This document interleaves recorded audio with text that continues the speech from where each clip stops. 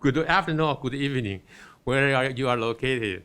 And as a moderator of today's forum, I would like to thank you for your participation. But before that, I want to short introduce our participants. First one is Honorable Yaoying Qi, President WLFD. Honorable Zheng Yongquan, APLFD Council Chairman.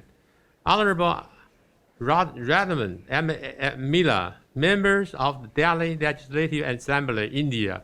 Honorable Legislative Charles Yixin Chen. Honorable Song Yang Meng, President APLFD Korea Chapter. Mr. Thongpen Virakivito, President Social Entrepreneur, Cambodia. Mr. Hermanas Nagin, Chairman APLFD Fiji Chapter. Mr. Joseph Xu, Chairman APLED Guan Chapter. Ms. Remia, Chairperson APLFD India Chapter. Mr. Hisashi Hanibuchi, Executive Committee Member APLFD Japan Chapter. Mr. Zhaoban, Vice Chairman ALFD Myanmar Chapter. Dr. Galvin Kusen, Vice President WLFD Nepal Chapter.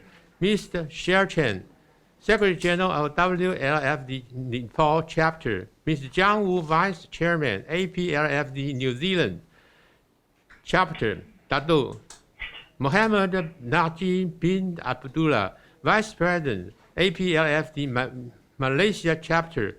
Mr. Simon Xu, Deputy Secretary APLFD Secretariat Chairman APLFD Singapore Chapter. I think I named all the list, all the people, and all the participants. First of all, I thank you for your participation with us in this virtual roundtable on the theme of freedom, democracy, and rule of law. These discussions will deliver their remarks one by one.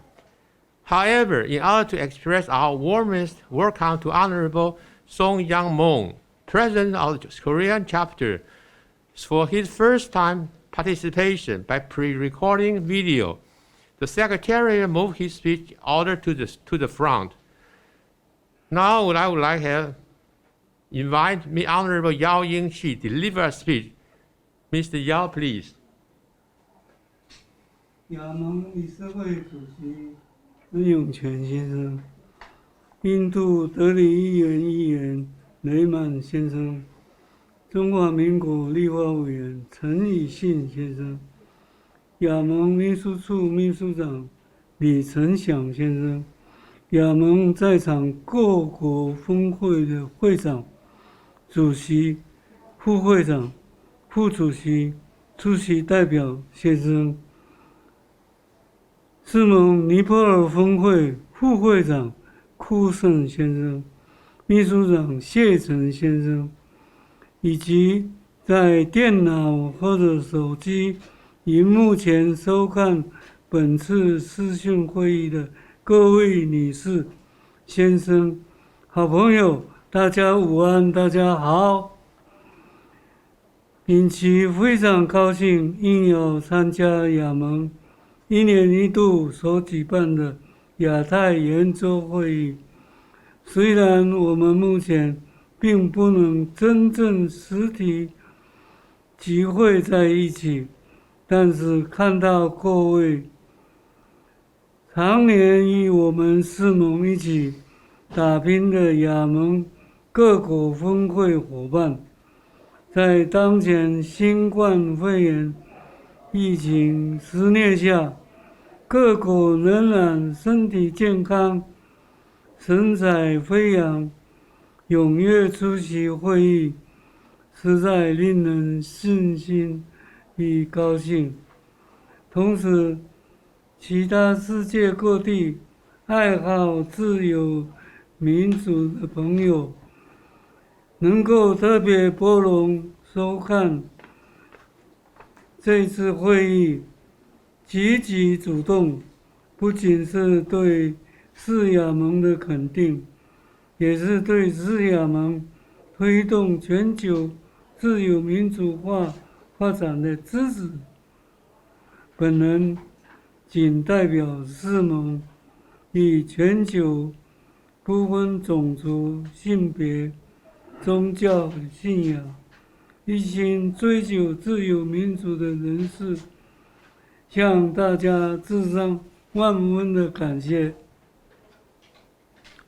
On behalf of WLFD, World League for Freedom and Democracy, it is my great privilege and honor beginning to speak at the Asian Virtual Roundtable today, held by the Secretariat of APLFD, Asian Pacific League for Freedom and Democracy. Although we are not be able to get together in person, I feel exciting and happy to see you again on computer screen. The COVID-19 pandemic, you look as so cheerful and energetic. Meanwhile, especially because of those freedom and democracy-loving friends, without distinction of race, sex, religion, who are taking part of their time to watch the roundtable around the world. We appreciate your positive recognition and support to the APLFD and WFD in the promotion and in pursuit of global freedom and democracy for all mankind. Please. 我们知道，自从2019年底新冠肺炎疫情爆发以来，历经2年多来，病毒无情肆虐，迅速夺去众多人的身体健康与生命，实在令人悲伤。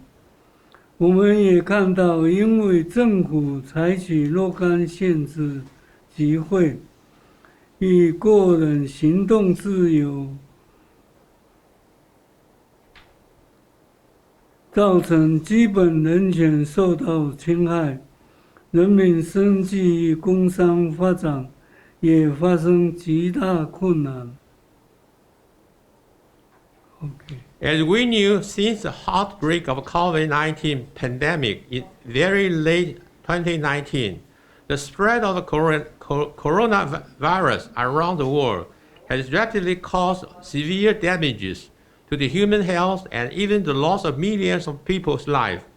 It's quiet and learn the truth. To solve the problem, we have seen that many governments have taken measures to limit the gathering and restrain freedom of personal activity, however, causing the human rights violations and creating difficulties to the people's livelihood and growth of economy. 自由与民主基本上是相互依存，无法分割。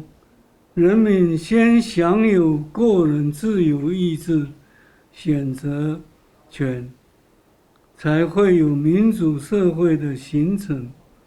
在配合法律之前，人人平等的法治基础观念，政府与法治治理百姓，保证人权，也保障人民自由。国家社会在民主法治下，人人守法、守秩序，安居乐业，也不会心生侵犯他人和他国的野心。继续坚持自由民主理念，世界才能永保和平与安全。Freedom and democracy are basically depend to each other, and it is inseparable. Democratic societies and government will be formed under the free will of their people, with the basic idea of the rule of law. All people are equal before the law, and government will rule the people with the rule of law, protecting human rights and the liberties of the people at the same time. Therefore, when the government implements the democratic rule of the law, the people must obey the law and live happily and safely without any illegal and greedy intention to offend other people or even to invade other countries, only to continue to keep the faith on freedom and democracy. The world will be kept in peace and insecure forever. 世盟成立之初，是在亚洲组织亚盟，以其侵略为出发点，为谋求亚洲和平为目的，扩大组织成为世盟。世盟进一步致力于推动全球自由民主化的发展，谋求全人类的福祉与繁荣。有鉴于当今自由民主发展受到威胁政府与民粹主义之不断威胁，面对各种对自由民主所造成的挑战，今天亚盟召开2022年亚太视讯圆桌会议，邀请亚太国家峰会派代表参加，特别以自由民主与法治为会议主题，期盼大家集思广益，提供真知灼见，克服自由民主选媚度的问题，在亚太地区继续推动自由民主与区域安全，全力维护世界和平与繁荣。For the purpose of anti-invasion in order to pursue peace in Asia, the APLED was established in Korea in 1954. Descended from the LFD, the WLFD was established in Taipei in 1967, and enlarged its organization and solemnly decided to the aim of promoting the development of global freedom, democracy, and pursue happiness and prosperity for all mankind. Due to the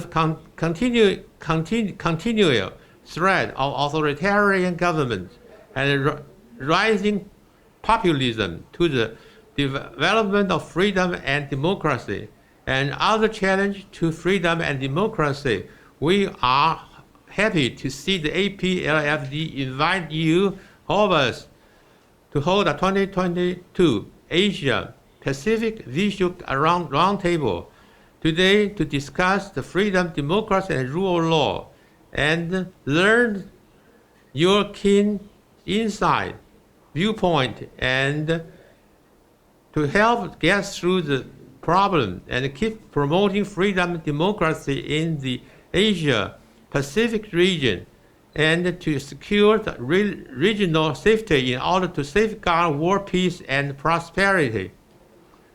再一次祝福大家身体健康，万事如意。本次圆桌会议圆满顺利成功，谢谢。Once again, thank you for taking your time to attend the meeting, and may I wish you health, happiness, and great success of Roundtable. Thank you very much. Thank you. The next, we would like to invite Mr.曾永权, Honorable曾永权, APLFD Council Chairman, Vice President of WLFD, President Chapter. 这个可以照，这个拿走，暂时拿。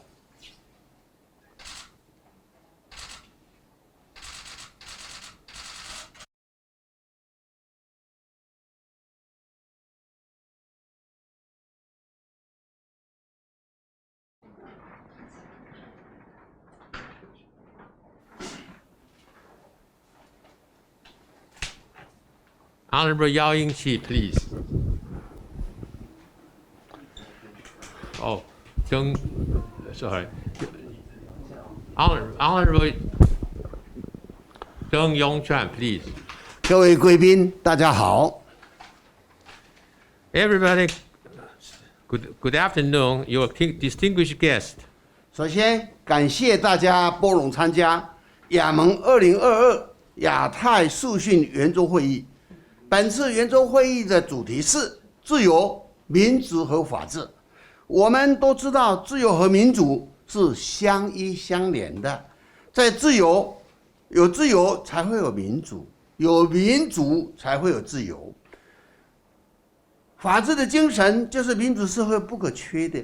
实行法治的民主社会才能建立的信任，在危机中坚持不懈，以包容对话来消弭社会的分歧，减少冲突的发生。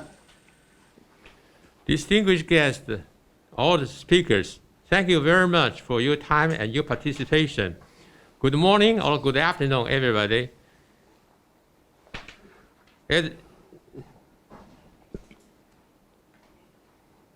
Thank you for your taking time to part in the 2022 Asia Pacific Virtual Roundtable with the theme on freedom, democracy, and the rule of law. Freedom and democracy are interdependent.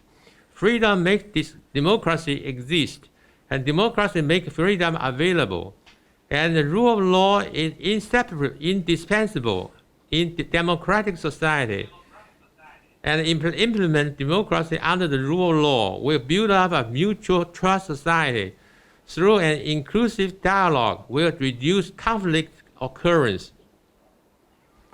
当前国际的情势面临到了历史的转捩点，新冠疫情和俄乌战争严重了影响到世界的经济，各国的经贸往来的吃腻了，许多不利的因素造成全球通货膨胀，在有些国家的人民饱受战争之苦，凸显了自由民主的重要。亚盟是国际组织，68年来持续推动自由、民主和人权。亚盟的各位伙伴们都坚定的自由民主的信念，将区域和平的理念推展到亚太地区，使亚太地区的自由、和平和繁荣朝向正方向去发展。Currently, the international situation is facing historical threshold. COVID-19, Omicron, and the war between Russia and Ukraine have impacted the world economy and trade exchanges, stagnated the economy, and led to a global inflation. Many people are suffering from the war and underline the importance of liberal democracy. APACL is an international non-government organization with 68 years history, working diligently to promote the beliefs of freedom, democracy, and prosperous economic development in the whole Asia-Pacific region. 环顾我们的国家，中华民国坚定地捍卫自由民主。美国智库自由之家 Freedom House 在2022年全球自由度评比中，台湾仍然获得94的高分，和去年是持平的，继续的名列最自由国家之一。另外，总部设在英国伦敦的经济学人资讯社 EIU， 在今年2022 2月所公布的2021民主指数的报告中，台湾在167个国家地区中排名第8，是亚洲唯一挤进前10名的全面民主的国家。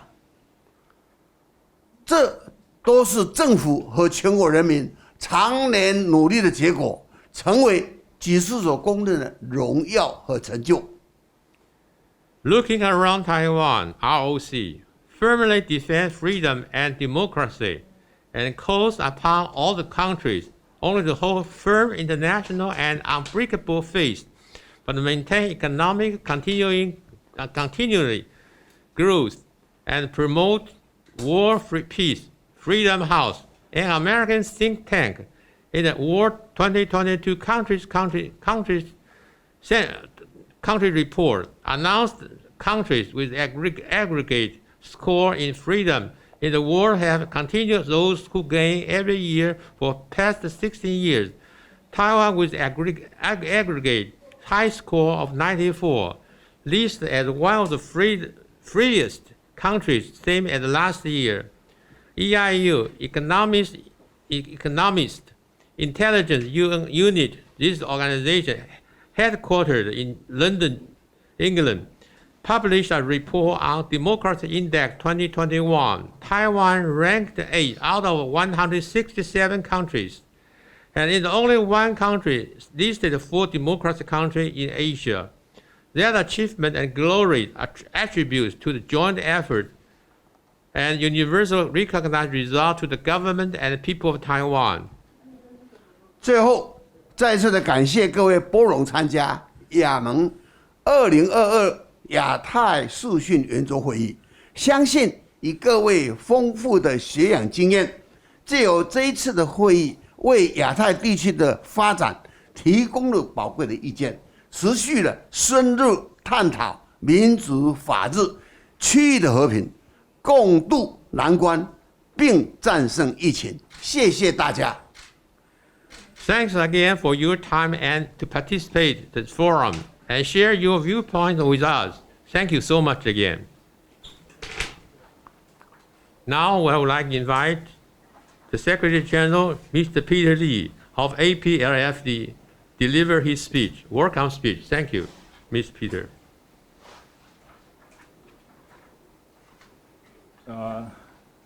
Thank you, Secretary General Liu.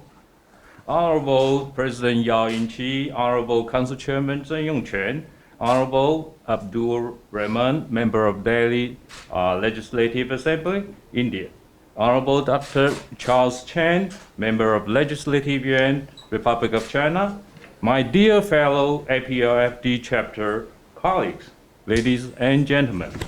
As Secretary General of APLFD Secretariat, the organizer of the roundtable, I'm pleased and honored to welcome you all to join the meeting. During the COVID-19 pandemic everywhere around the world, it's good to see you safe and sound. Your enthusiastic participation to the meeting and contributions to the APLFD always make the APLFD proud and great. Without your efforts to advocate and promote freedom and democracy in your own country and elsewhere around the world, the freedom and democracy will not prevail on this planet.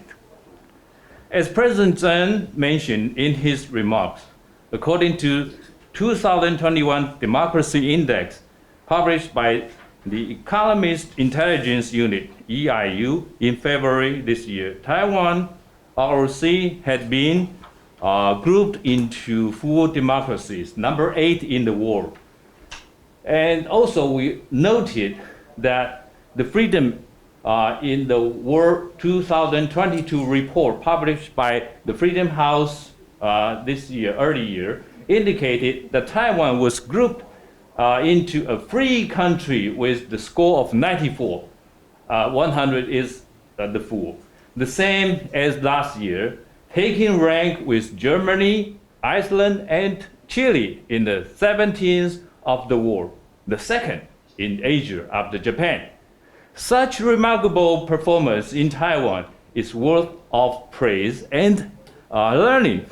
However, we also found in the report that some countries in the Asia-Pacific region were subject to challenges of democratic backsliding to a high degree. It is sad to learn the truth, and I think they are needed to get our concerns and support. As you know, democracy is not an end product. It is continuing and evolving process. The idea that liberal democracy has completed and finished the process of securing and enshrining its democracy so deep in the public consensus that it can never be liberated in a dangerous myth. The threats to our democracies are constant and come from a variety of sources, external and internal. The greatest lessons of the period following the 2010 global economic crash is that the greatest internal threat to any democracy is incomplacency. Across the globe, we have seen elected autocrats emerge in once thriving and vibrant democratic republics and use their mandates to use the institution of democratic government to effectively undermine that democratic polity. No democracy else anywhere on this planet is so perfect and so secure that it does not need to work constantly to ensure the continuance of its democracy. This includes working to constantly ensure a free and fair press and a wholly independent judiciary. A truly functioning democracy requires a fair and independently administered rule of law in which all citizens can have faith and confidence. Today, we assemble here to hold the roundtable not only to share the experience of your own, but also to try to make the most of your wisdom to find some better solutions to the challenges to the freedom and the democracy. Finally, I would also like to appeal to you again, as Chairman Zheng just mentioned in his remarks. The APRFD is an international non-governmental organization which, with 68-year-old history, working diligently to promote the idea of freedom and democracy, and also human rights. We, the APRFD chapter members and partners, must keep the faith on freedom and democracy and promote the idea of regional peace to the Asian Pacific region in order to make the region more free, democratic, and prosperous. Once again, thank you so much for taking your time to participate in the meeting. May I wish you good luck, happiness, and the great success of the roundtable. Thank you. Thank you, Peter. And next, I would like to invite two keynote speakers to deliver a speech. First one, it's my pleasure to introduce Honorable Adal Raymond from India, Delhi Legislative Assembly. Raymond, please.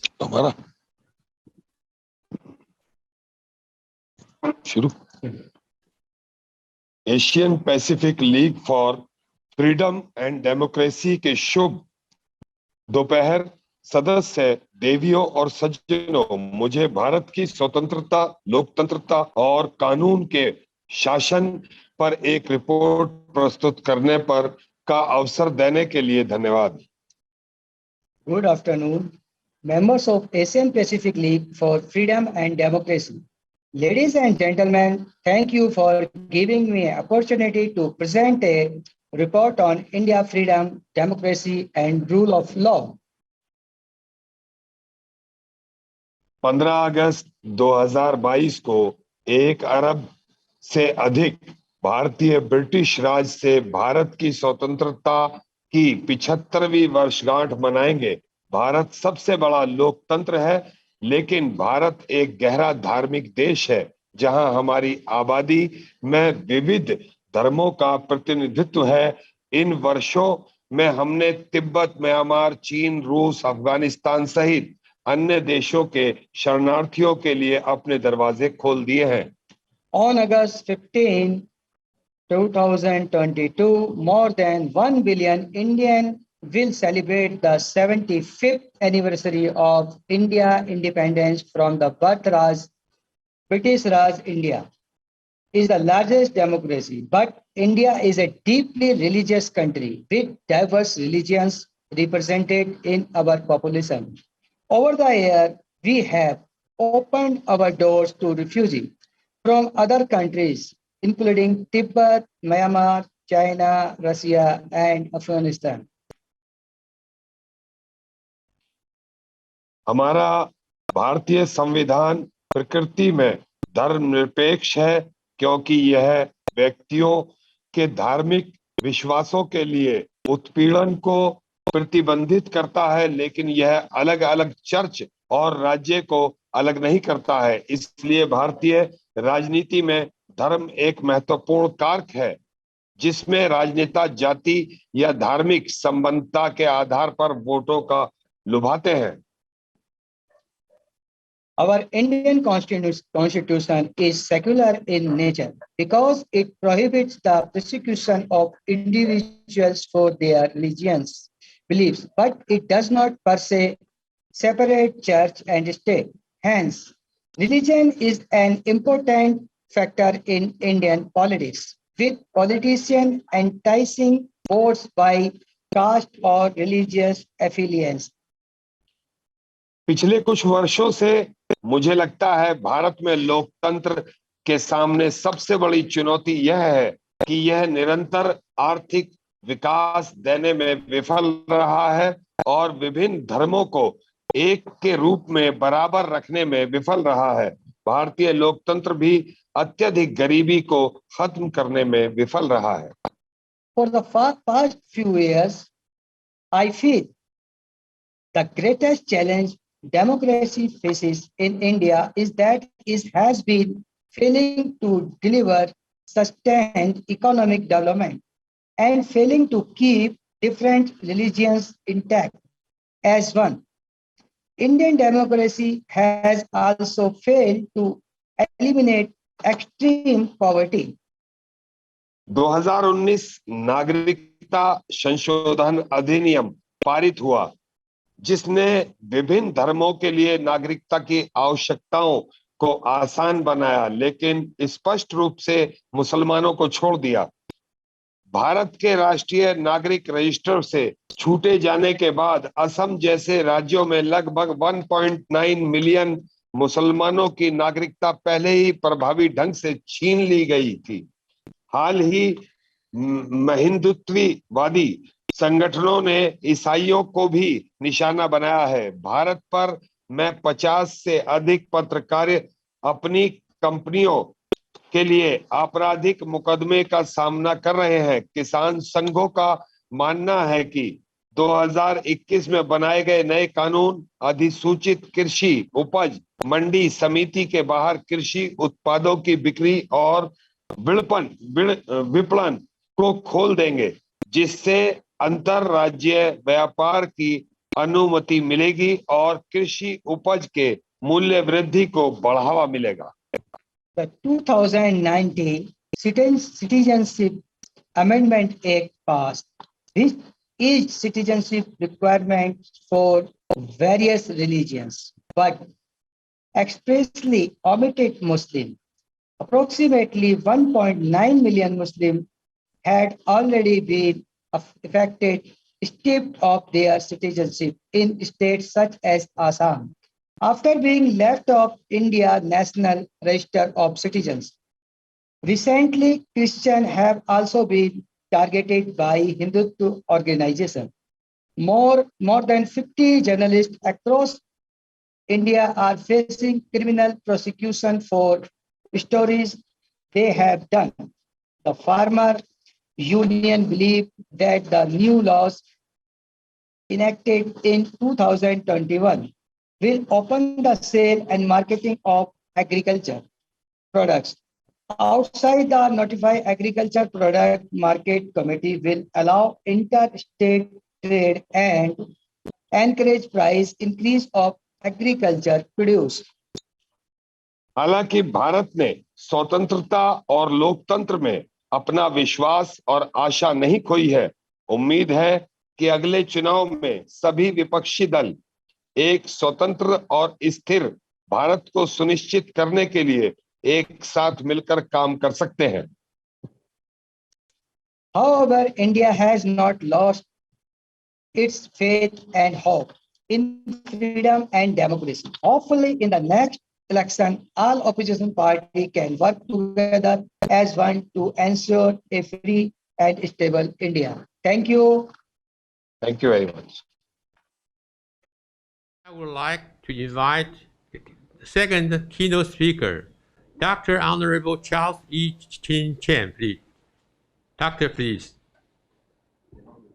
Thank you, Moderator Liu, and the President of the WLFD, President Yao, and Chairman Zheng, and Secretary General Li of the APLFD, and the Honorable Daily Legislator, Mr. Raman.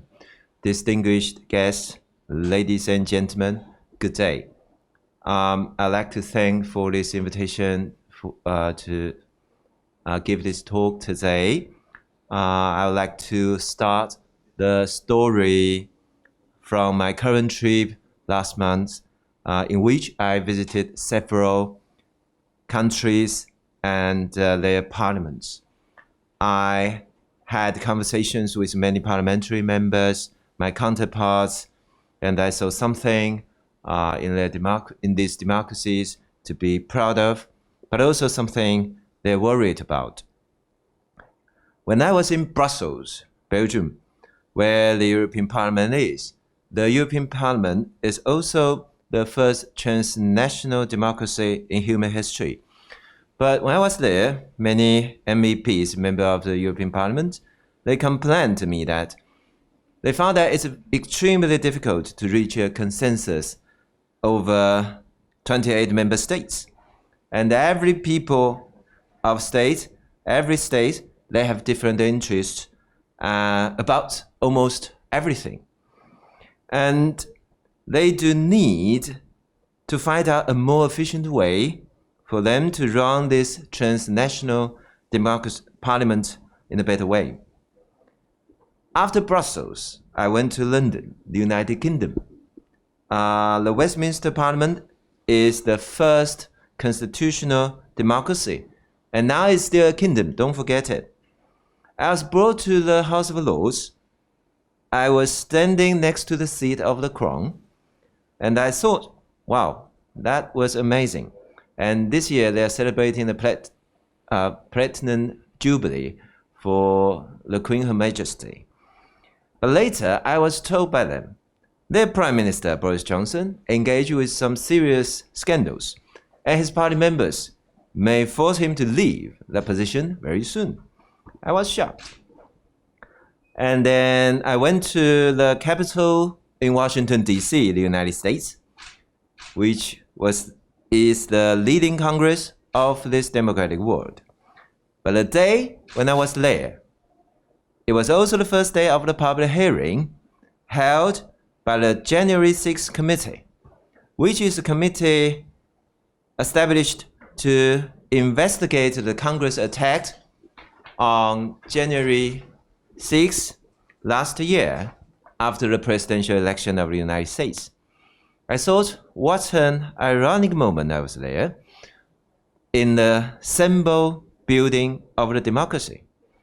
So apparently, democracy doesn't solve all problems. Instead, it may cause some problems as well. Then why democracy? Why should we encourage a country to go democratic? Because we still believe that democracy is still the best way for us to achieve a society of freedom and openness. Everyone wants freedom. That's why we need democracy. But how democratic we are?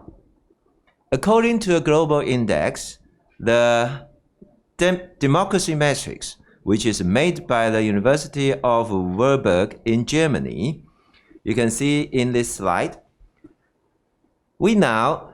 there are 85 countries out of 177 which can be classified as having the status of democracy. And they are working democracy, which is more advanced level, and deficiency democracy, the lower level. But they're still a democratic country. So 85 of them are of democracy. And 38 of them are having the status of a hybrid regime, which means they have some elements which can help them to lead to a democracy. And there are 55 countries or territories that are of autocracy. 34 are moderate, and 21 are hard autocracy, including China, the mainland. Then, so this is the distribution of this country in the world. You can have a broad view, but the majority of the global countries are not democratic, apparently. 92 out of 177, they are not democratic. So this world is not democratic enough. So the next question, how to turn democratic? How to deepen a democracy? How to make a deficiency democracy working better? How to turn a hybrid regime to reach the threshold of democracy? How to grow some hybrids of democracy within an autocracy? So there is the third element, the rule of law. By the expansion of the rule of law, the democracy grows. By consolidating the rule of law, the democracy is therefore deepened. So this theory here is quite simple. More rule of law, more democracy, more freedom of a society we shall enjoy. However, what I'm going to talk about today is the theory is not completely true. In fact, the global statistic that I'm going to show you later will tell another story. And I'm going to present it in the following figures.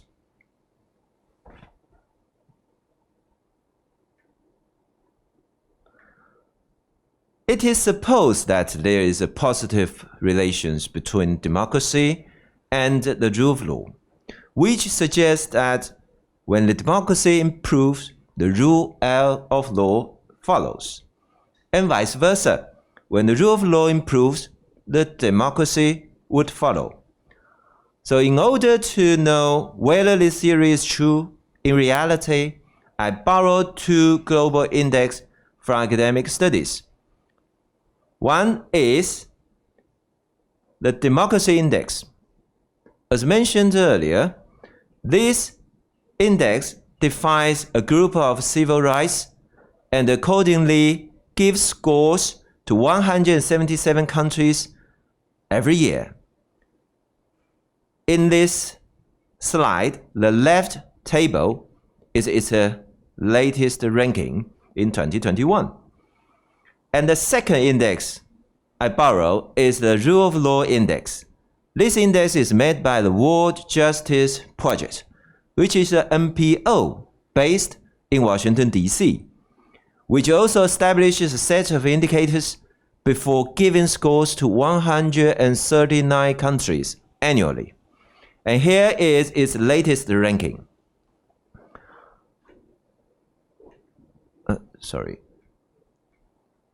And here, with help from these two tables, I collect pair data for 133 countries, which you both have this country's democracy index and also the rule of law index. Here's the table for the data. Then I put all of them into a diagram. Every country you can see they have index for democracy and index for rule of law here. The next, we get this table. This figure shows every dot means a country of the world. And the horizontal is the democracy index. The right half means more democratic, while the left half means less democratic. And the vertical one is the rule of law index. The upper half means better status of rule of law, while the lower half means which has the worst status of the rule of law. So every dot represents a country. and there are 133 dots in total in this diagram. Every place, the place of the dot can display its status of democracy and the rule of law at the same time. Then we do further analysis. This is the second diagram. I drew the trend line of all dots. So you can see there is a parent trend line shown here, and it shows a very clear positive relation between democracy and the rule of law. So basically we can say this trend supports the theory, which means more democratic, more rule of law. However, we still can see there are some odd cases in the upper half. Some dots in the upper half. Who are they? Here, the upper right countries, as you can see, they are all of high democracy with a very high level status of rule of law. You can see some countries here. The first one, Denmark, and you can see United Kingdom, United States, South Korea, and also Taiwan. You can see Taiwan is quite good there. But the odd cases on the upper half and the upper left half, you can see the upper two dots represent Singapore and Hong Kong. And the position of their dot shows that these two places, they both enjoy high quality of rule of law. But actually, the democracy for each place is just in a hybrid level. And then you can see the upper left two dots are Rwanda and the Emirates, the UAE Emirates. These two countries, they are autocracies, but you can see they enjoyed rather high level of rule of law.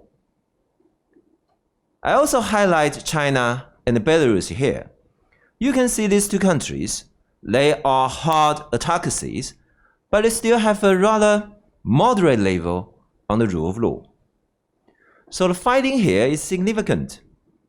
Comparing to other autocracies, these four countries, they established rule of law and created a stable environment for developing their economies. However, they didn't embrace democracy in the same time. So the development between democracy and the rule of law in these countries had been divergent. They didn't go together. So we may roughly conclude 2 points here. First, the better democracy can lead to a higher level of rule of law. That's what we can see. But not the vice versa. You can see the growth of rule of law doesn't necessarily lead to democracy. And the global evidence I show here suggests that the path of the rule of law may be deviated from the path of democracy. So we can make some conclusion. First, I think an open and free society cannot be achieved without a working democracy and a high level of the rule of law. But deepening a democracy would require one country or state to enhance the level of the rule of law. The rule of law is a necessary condition for democracy. However, the rule of law is not a sufficient condition to democracy. Raising the level of the rule of law does not necessarily improve the level of democracy. Instead, a stronger legal environment may consolidate the autocracy, not facilitate the democracy. So I would suggest the legal reform for any country aiming at a free and open society must be continuously guided by democratic principles. That's all I want to say today. Thank you very much. Thank you so much, Dr. Chiao Chen. Thank you for your speech and deliver the message, which is very important. Now we come to proceeding to response and presentations of discussants. The discussants will deliver their remarks one by one. However, in order to express our warmest welcome to Honorable Song Yang-mong, President of the Korea chapter, for his first-time participation by a pre-recording video, the Secretariat moved his speech order to the front. So now we are watching the videotape from Korea. Honorable General Song Yang-woo. 안녕하십니까. 한국자유총연맹 총재 송영무입니다. 먼저 아시아 태평양 자유민주연맹 화상 라운드 테이블 회의 개최를 환영하며 행사를 준비해 주신 청용추엔 아시아 태평양 자유민주연맹 의장님께 감사드립니다. 또한 야오잉치 세계 자유민주연맹 총재님, 피터 리 아시아 태평양 자유민주연맹 사무총장님, 그리고 회의에 참석하신 아시아 태평양 자유민주연맹 회원국 대표분들께도 인사를 드립니다. 저는 자유, 민주주의, 그리고 법치라는 이번 회의의 주제에 깊이 공감하고 있으며 소중한 자리에 영상으로나마 발언하게 된 점 큰 영광으로 생각합니다. 친애하는 아시아 태평양 자유민주연맹 회원 여러분, 오는 7월 17일은 대한민국 제헌절입니다. 1948년 7월 17일 대한민국은 헌법을 제정 공포하였고, 이는 대한민국이 오늘 회의의 주제인 자유, 민주주의, 그리고 법치로 나라를 다스리는 자유민주주의 국가임을 전 세계에 천명한 것입니다. 조선왕조의 건국일인 7월 17일에 대한민국 헌법을 공포함으로써 유구한 역사와 전통의 연속성을 담았으며, 대한민국이 직전의 식민 통치에서 벗어나 자유와 권리에 따른 책임과 의무를 다하여 항구적인 세계 평화와 인류 공영에 이바지하겠다는 의지를 표명했습니다. 아시다시피 대한민국의 자유민주주의는 많은 위기가 있었습니다. 1950년 6월 25일 공산주의자들의 기습 침략에 의한 한국전쟁으로 많은 시련을 겪었고, 군사 쿠데타에 의한 장시간의 군부 독재기를 거쳤습니다. 그러나 대한민국 국민은 자유민주주의를 지키기 위한 목숨 건 민주항쟁을 통해 자유민주주의의 이름으로 군부 독재를 종식시켰고, 그 후 8번의 평화적 민주정부 교체를 통해 자유민주주의에 의한 법치에 있어 이제는 가장 모범적인 선진 민주국가를 만들어가고 있습니다. 그 중심에는 아시아 태평양 자유민주연맹 회원국의 많은 도움이 있었습니다. 한국자유총연맹은 아시아 태평양 자유민주연맹의 집행위원국 기관으로서 1954년 설립 이후 아시아 태평양 자유민주연맹과 뜻을 같이하며 대한민국의 자유민주주의 옹호 발전에 최선을 다해 왔습니다. 이 자리를 빌어 회원국 여러분께 다시 한번 깊은 감사를 드립니다. 존경하는 아시아 태평양 자유민주연맹 회원 여러분, 자유민주주의, 평화, 그리고 번영은 저절로 이루어지지 않습니다. 땀 흘려 노력하여야 하고 지켜내야 하고 또한 발전시켜야 하는 것입니다. 발전시켜 나가지 않으면 퇴보하거나 사라져버린다는 역사의 교훈을 오늘 우리는 명심해야 하겠습니다. 우리 한국자유총연맹 또한 지구상 마지막 냉전 지역인 한반도에 평화의 바람이 불어 자유민주주의를 더욱 공고히 하고 인류 공동의 번영에 이바지할 수 있도록 노력을 다해 나가겠습니다. 끝으로 아시아 태평양 자유민주연맹 라운드 테이블 회의의 성공적인 마무리를 바라며 회원 여러분 앞날에 건강과 행복이 가득하시길 바랍니다. 감사합니다.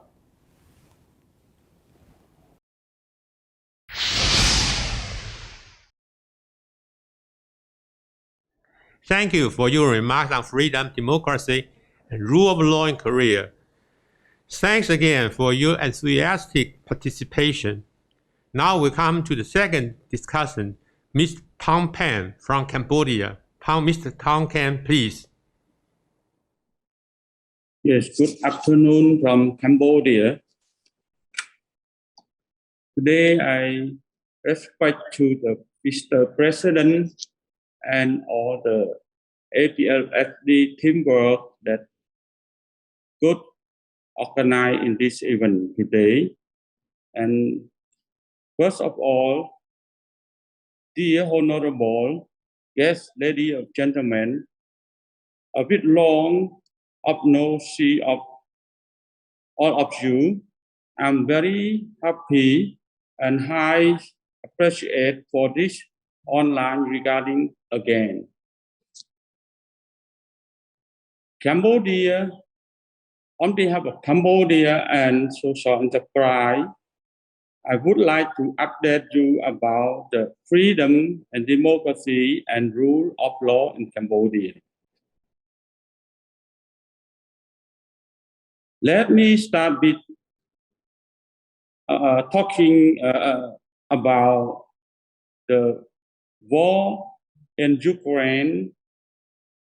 At the first, my Prime Minister, the Kingdom of Cambodia, Samdech Hun Sen, he expressed a concern over the war crisis in Ukraine, which could have a long-term, serious and economic and political impacts as the war situation continue to affect the world-related sector and the region from the trade of tourism also. In Cambodia, we would like to share you about the freedom in Cambodia. In 2022, the non-local government organization, international non-government organization, civil, around 30 had conduct World Freedom Day to raise the voice and show their concern about right and freedom in Cambodia. On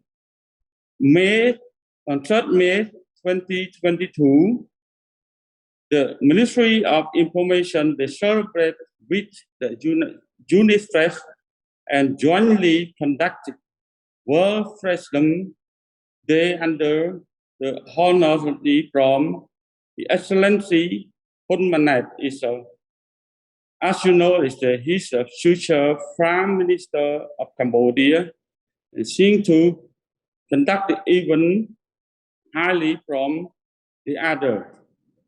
We would like to understand that the royal government of Cambodia have given freedom to all local NGO and international NGO and to search on the rest their voice without intimidation. On the other hand, the royal government of Cambodia also lives to barrier for the COVID-19 and allow all the citizens for free awareness in the public and also allow for foreigners who come to Cambodia without quarantine and can come without quarantine and free for the vaccine. That you know that Cambodia now very good control for the COVID-19. And other, we would like to share you the democracy with our new election or commune election. We get good for the election in 2022 in this year.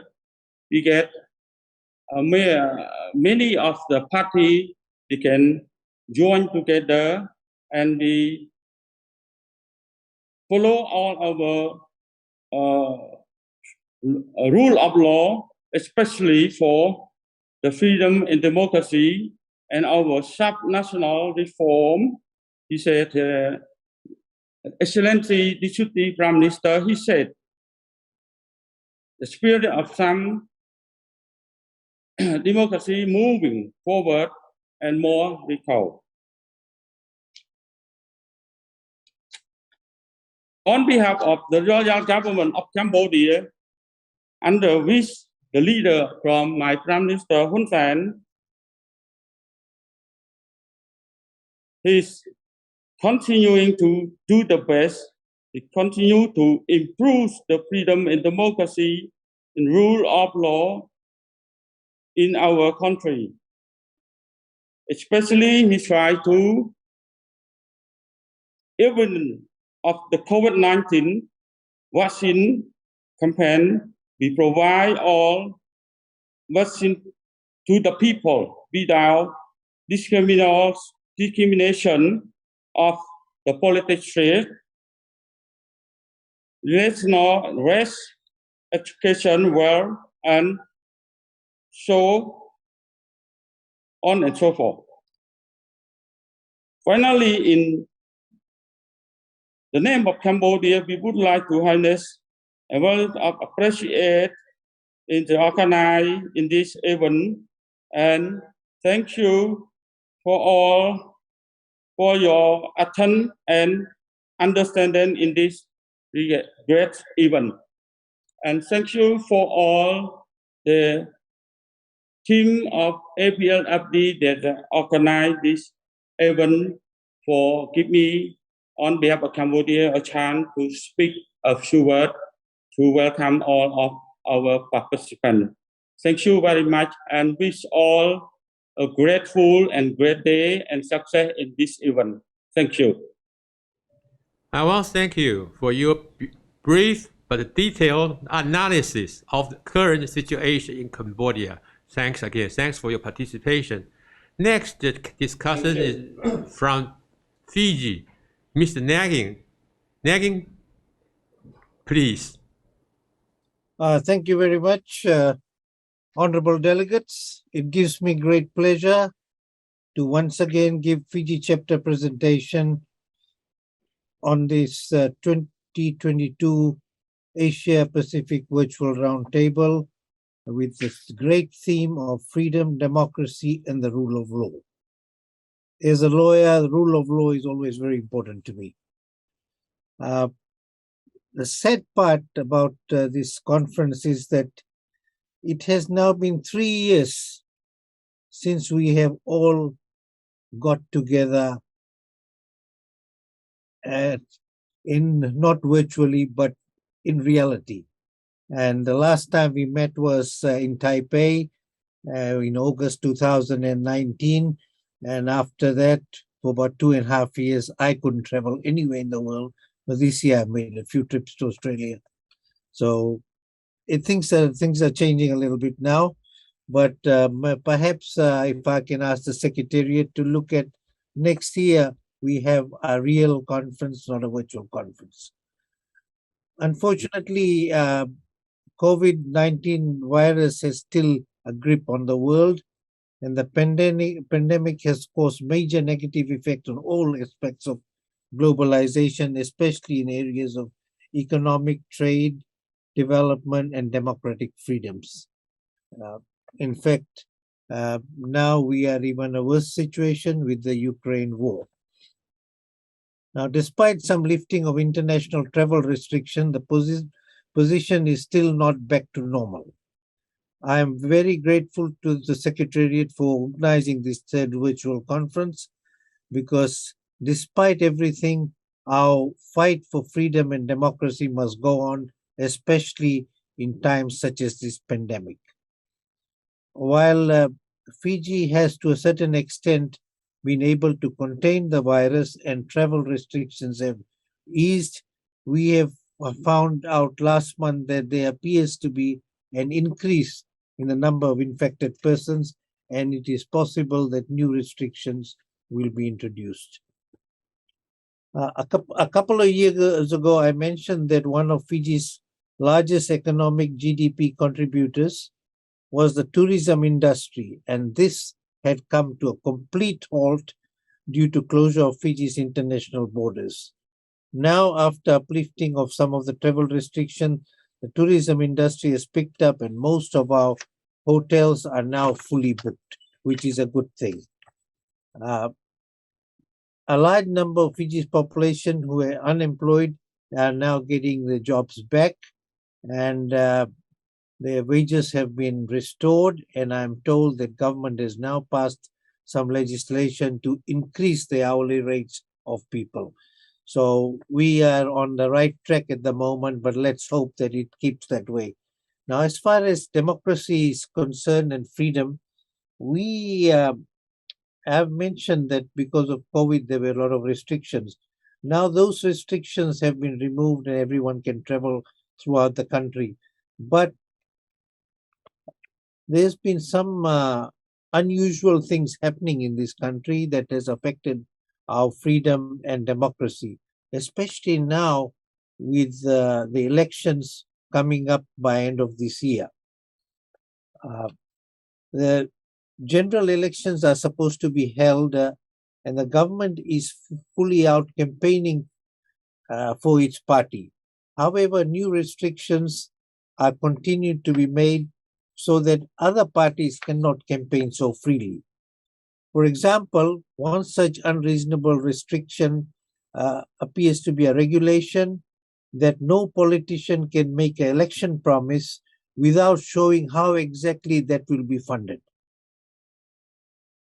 If the politician is not able to show that he can show how it will be funded, he can be prosecuted. This apparently is designed to make opposition politicians stop from saying much to win the votes. Another serious issue is that several of the opposition politicians are now being prosecuted for offences of fraudulently claiming parliamentary allowances, etc. And some have been convicted and jailed, and others have their cases pending. So I think these elections that is coming up, you'll find that a lot of politicians will be out of running. Another classic case is that a senior lawyer who was going to contest the elections has been charged with contempt of court for a Facebook post. The allegation is that he ridiculed the judiciary by his social media post. Several senior lawyers and others are of the view that the post was a joke and was no way ridiculing the judiciary. But I think the government is bent on making sure that he does not find elections. The general feeling is that there is not much freedom and democracy or rule of law in Fiji at present. Let us see what the election result brings in. At the moment, I must say that I'm happy to report that we have the 51st Pacific Island Leaders Forum meeting going on at the moment. And we have John, your Prime Minister, here as well. And also we have the Australian Prime Minister, Mr. Albanese, and several ministers and all that. So Fiji, at the moment, Suva is a hub of all activity, and the meeting is being chaired by our Prime Minister. So I think that's a good thing, but generally freedom, democracy and rule of law, I think, is seriously affected at the moment because of the coming elections. Now, I take this opportunity to thank the Secretariat for working hard to host this wonderful conference. And I also wish to thank all the participants. But my wish is next year we will not meet virtually, but we'll meet actually. Thank you very much. Yes, I do believe next year, next spring, maybe we have no any restrictions and regulations. We can travel freely as you wish. Anyway, coming to the subject, your current political and economic development in Fiji are very informative and objective. The next gentleman is Mr. Joseph Xu from Guam. Mr. Xu, please.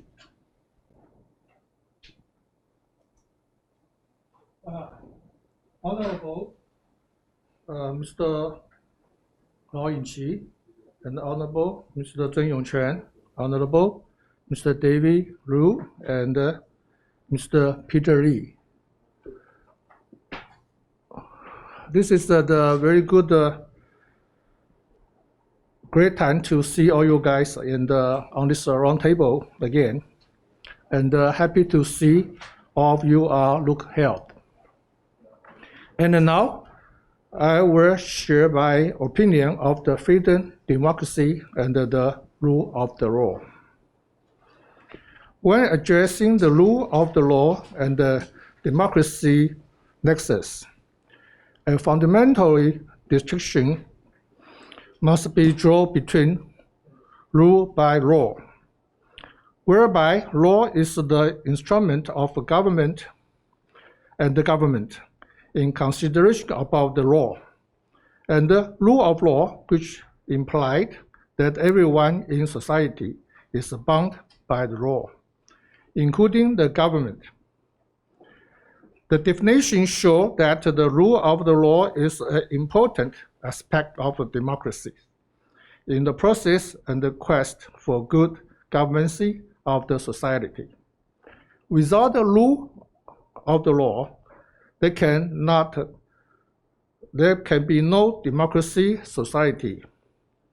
All members, including those is also authority, are subject to the law. Guam is an incorporated territory of the United States, governed under the Organic Act of the Guam, passed by the U.S. Congress and approved by the President on August 1st, 1950.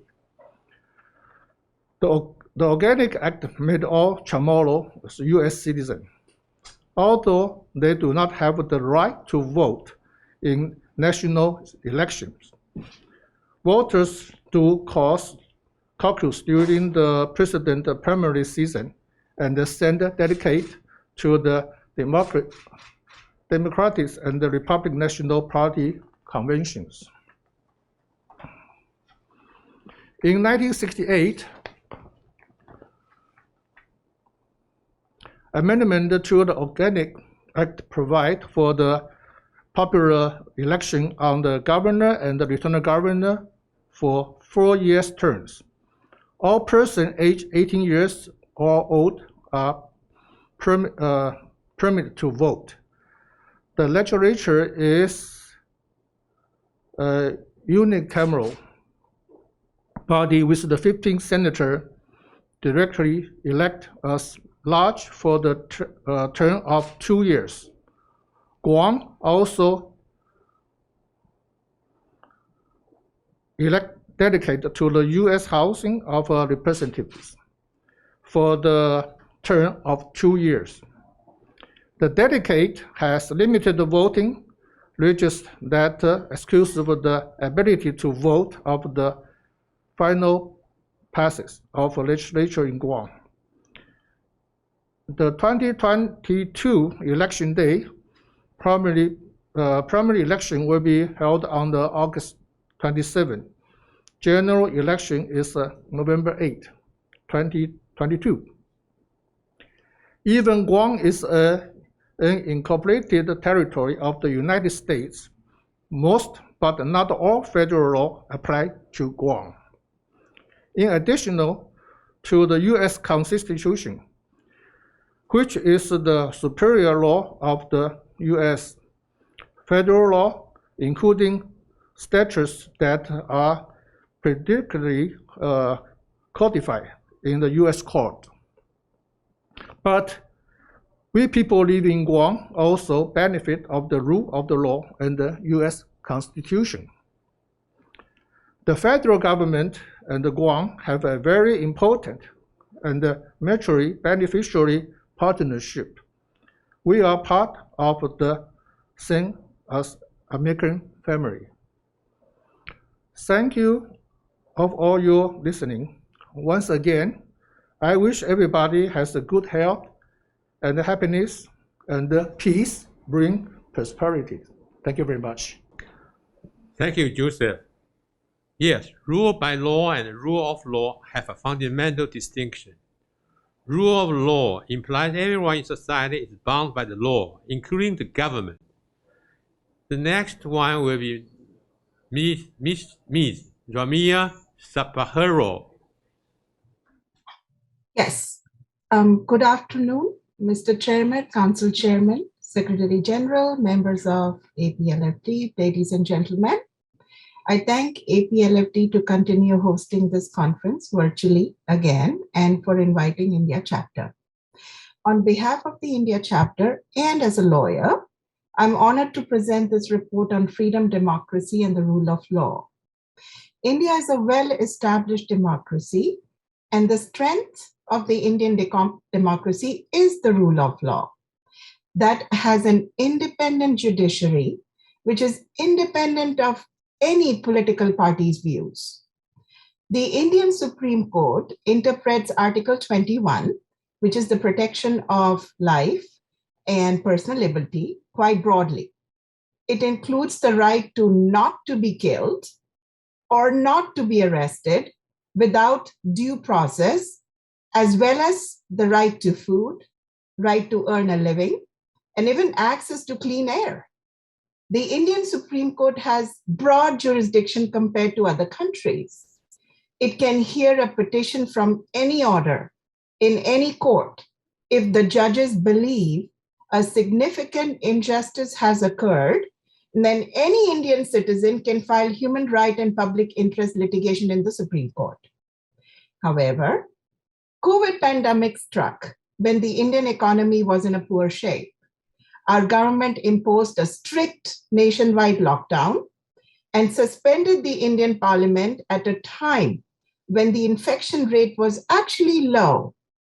This caused several human rights violations, attacking the constitutional guarantees, which include freedom to assemble peacefully, individual rights such as right to earn a living, children's rights to education, and the right to access basic necessities. As a result, Indian government was forced to lift restrictions when infections in fact were rising, which led to the increased number of deaths, overall panic, and inflation. The recent unprovoked Russia's attack on Ukraine has also caused the inflation in India to increase by approximately 7.6 to 7.7%. It is a well-known fact that India is a nation that is home to a diversity of religious beliefs and practices. Majority of Indians follow Hinduism in India, but India is also home to many different religious beliefs and faiths, including Christians and Muslims. Laws restricting forced religious conversions dates back to the British colonial period. Following India's independence, the parliament introduced a number of anti-conversion bills, but none were in fact enacted on a national level. India's Freedom of Religion Act includes anti-conversion laws on a state level. Statutes enacted to regulate religious conversions that are involuntary and coerced in nature. However, recently the ministers of the current BJP government have voiced their support for the adoption of an anti-conversion law at the national level, which could be interpreted as an attack on the secular values of the Indian Constitution. I personally feel that the situation of minority religious groups in India has deteriorated in the recent years. The latest evidence is the passing of an anti-conversion law in the southwestern state of Karnataka, which is one of the most westernized states in India. And its capital, Bangalore, is a technology hub for many multinational IT companies. The law bans and punishes conversion forced under undue influence by coercion, deception, or any unfraudulent means. It also includes a number and a special mention of phenomena known as love jihad, which refers to cases of conversion for reason of marriage between spouses of different religions, such as, a Hindu getting married to a Muslim or a Christian getting married to a Hindu. Furthermore, the regulation states that converts must give 30 days notice of their conversion to the deputy commissioner, who will ratify it 30 days later, but it also allows other persons related to the convert, such as relatives or friends, to file their official complaints against the conversion. The law imposes a prison sentence of anywhere between 3 to 5 years, as well as a financial fine of 25,000 rupees, which is approximately $315 US, for such offenses. If the offender is a woman or a child or a Dalit, Dalit is members of the very poor demographic group in India, in the Hindu caste system, the prison sentence can be increased to 10 years. According to Karnataka's Home Minister, this law has nothing in it that will curtail constitutional religious rights. The anti-conversion law has not been drafted to target any one religion, according to Karnataka's Home Minister. On the other hand, human rights activists feel that this law fails to clearly define what makes a conversion improper. It gives state governments an unlimited ability to accept or reject the legitimacy of religious conversions. Many citizens in India are appealing to remove all religious references to the application of law to allow everyone equally to benefit from affirmative action, irrespective of their religions. I hope Indian government will take appropriate action and enact legislation without any religious discrimination. Ladies and gentlemen, I thank APLFT for supporting India chapter. I would like to inform you that my organization, Asia Pacific Foundation, routinely continues to distribute free food to the poor in Delhi. We donate to charities that shelter orphans, and we are fighting for equality and human rights. I wish everybody a safe and healthy 2022. Namaste. Thank you. Thank you very much. I do agree indeed. Indian democracy has so far failed to eliminate extreme poverty, but lost its faith and hope in freedom and not lost. People still know that it faces very extreme poverty, but you are not lose your faith and hope for freedom and democracy. That's very, very important. The next one, supposed by Mr. Japan Hinibuchi, but owing to some unknown reason, he's not online. So we have skipped over him to the Mr. Tatu from Malaysia. Tatu, are you there? Oh no, Zambang. The next one is Zambang, by Burma, Myanmar. Oh, okay, you're online right now. Please. Yes. Do you hear me? Yes. Okay, yes. Good afternoon, respected dignitary, ladies and gentlemen. First of all, I thank God for allowing me to participate in these discussions of APLFT as a vice chairman of APLFT, Myanmar chapter. Now, so I'm going to speak to you today about the freedom, democracy, and the rule of law. To begin, freedom is important because it is the inborn of human being.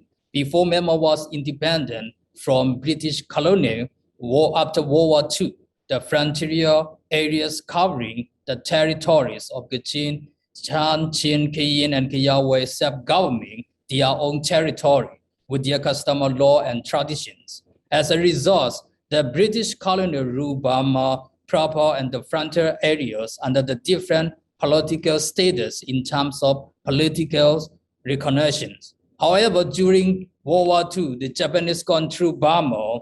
The war fought for freedoms against fascists in World War II and won the war. And thus, most part of the war were freedom fascism.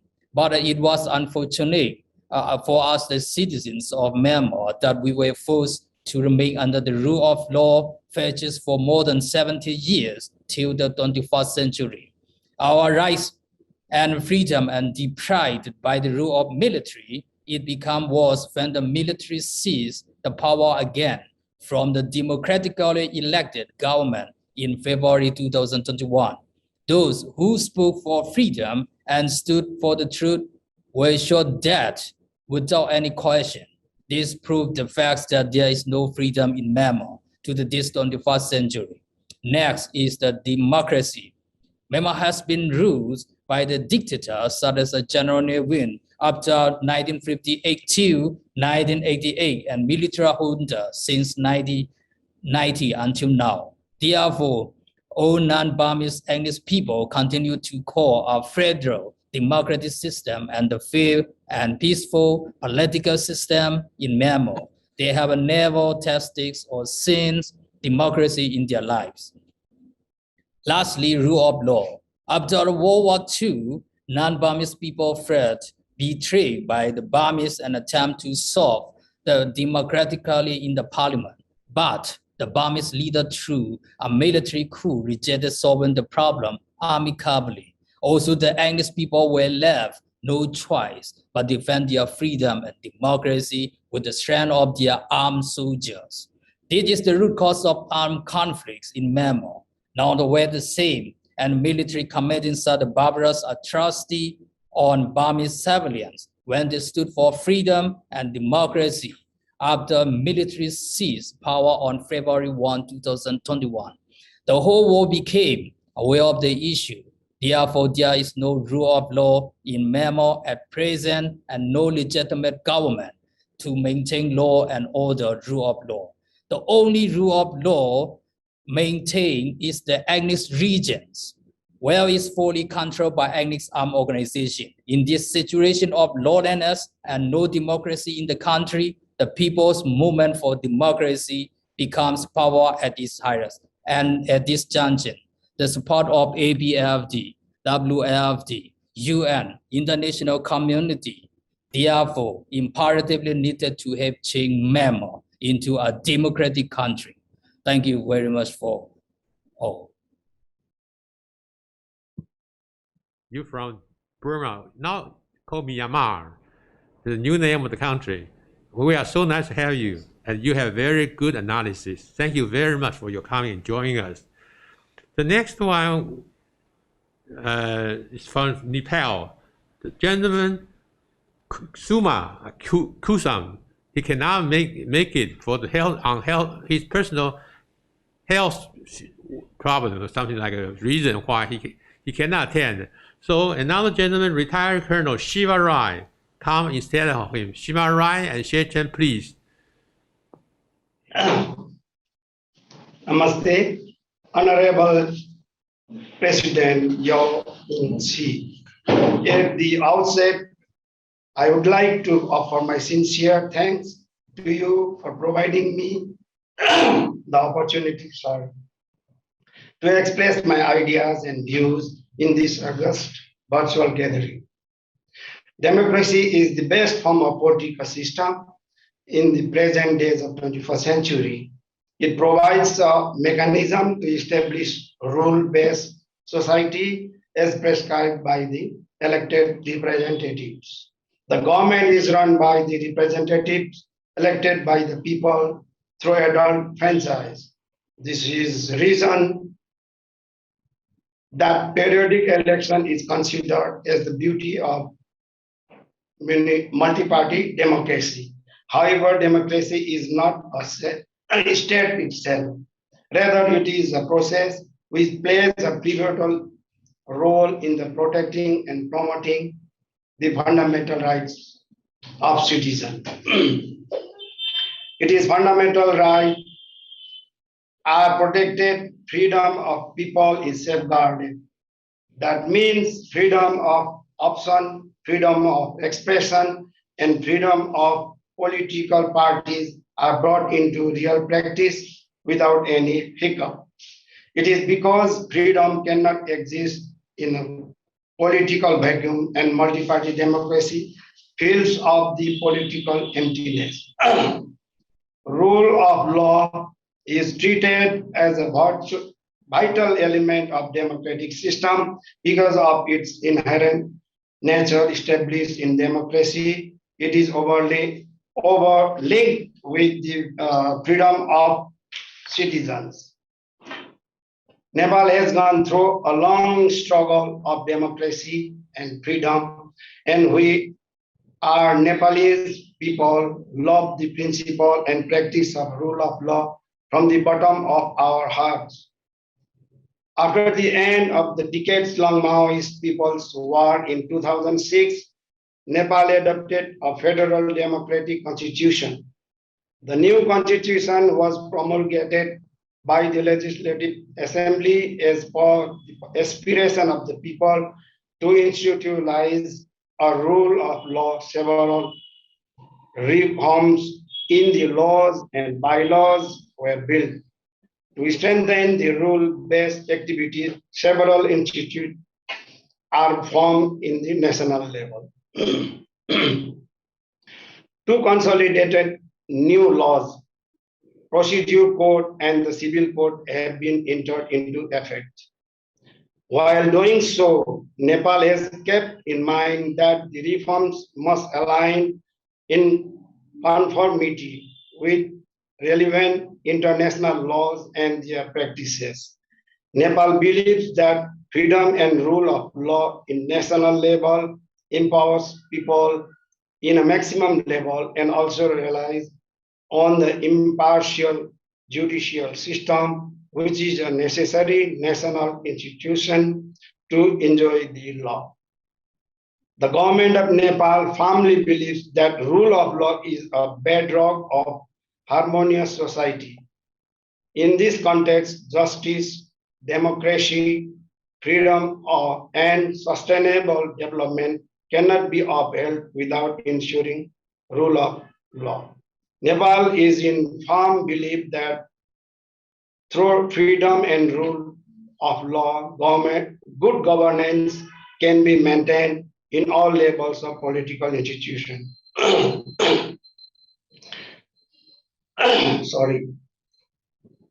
In order to build a prosperous nation, and Federal Democratic Republic of Nepal is committed to socialism based on the democratic norms and values, including competitive multi-party democratic system of governance, civil liberties, fundamental rights, and rule of law. The Constitution of Nepal guarantees the protection of human rights, full freedom of press, and adult franchise as well. National Human Rights Commission, an independent constitutional body, is very watchful to keep the fundamental rights of people safeguarded and upheld. It is fully compliant with the Paris Principle and enjoys a category status. The Constitution of Nepal gives a total guarantee in protecting the rights and freedom of people as inside in it. There are several rights assured by the Constitution, such as rights to freedom, rights to equality, rights to communication, right relating to justice, right against torture, right against preventive detention, right relating to property, right to freedom of religion, and so on. People are free enough to participate in different political parties. The local level elections were recently held in the first week of May of this year in a free and fair manner after completion of 5 years tenure. 65% voters were turned out in the election with a high level of enthusiasm, participating with national and regional level political parties. So far, the status of rule of law in Nepal is concerned. It is observable that the government of Nepal is highly committed in words and action to protect and promote the rights of each and every individual residing in Nepal. In doing so, independent judiciary of three hierarchies, Supreme Court, High Court, and District Court, give their verdicts and make decisions without any compromise and pressure. They are independent not only in papers but also in practice as well. At international level, terrorism, violent extremism, transitional organized crimes, and climate change have threatened to ensure rule of law. International community must strengthen cooperation and act in more coherent manner to combat these threats. Honorable President, Nepal believes in respecting the sovereignty of state, no matter it is big or small, poor or rich, weak or powerful. Nepal believes in the principle of Panchashil and the Charter of United Nations that should not be overlooked in regional and international affairs. Last but not least, Nepal wants to join its hand to all the friendly countries who believe in fostering democracy by protecting freedom and implementing rule of law. Thank you very much, and namaste. The next gentleman will be Chen. Chen, please. Yes. His voice is clear? Okay.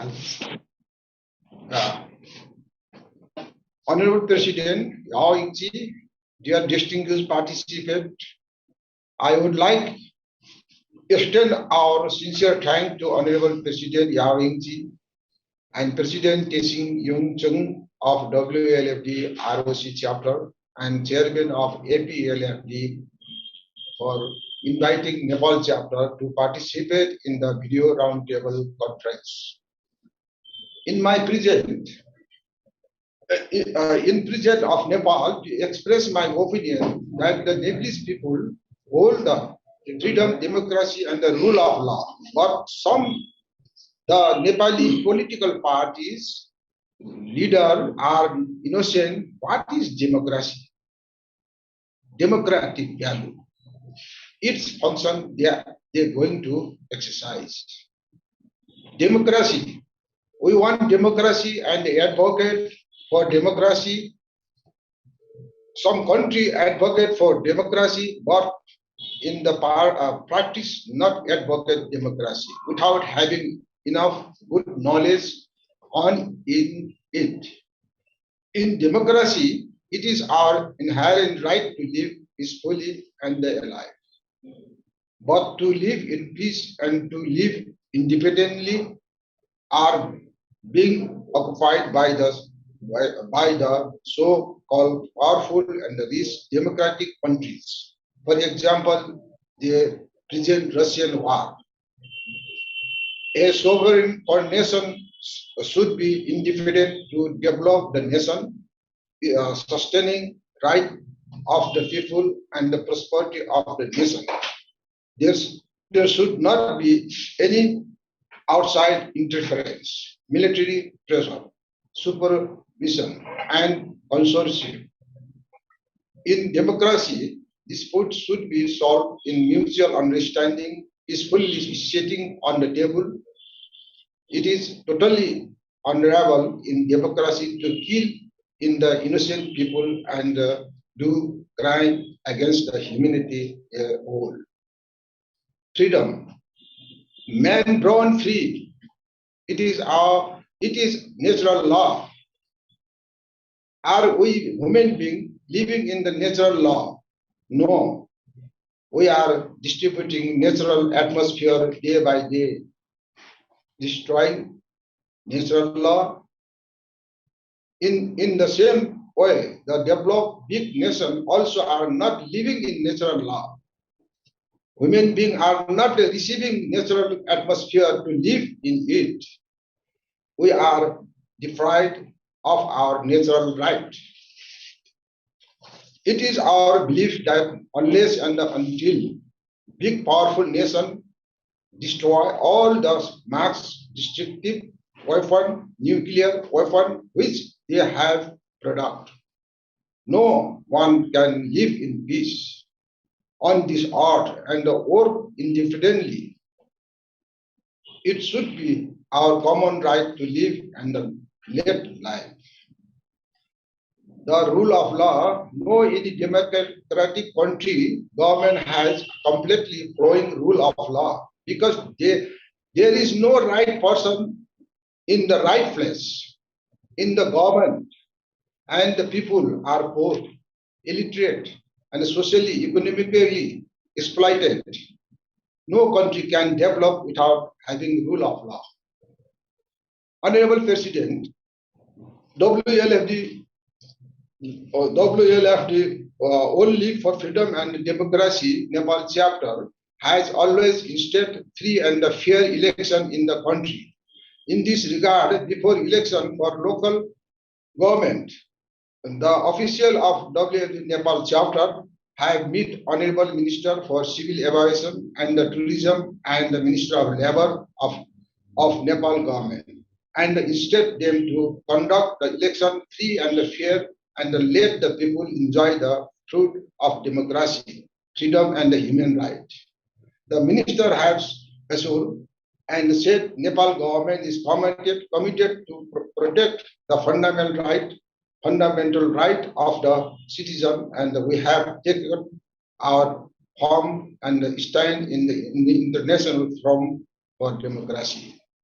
WLFD Nepal chapter believes that the election is the major part of democracy. So we also had engaged in voter awareness activity before election on May 13, 2022. After local election in the remote local area of Nepal, we have conducted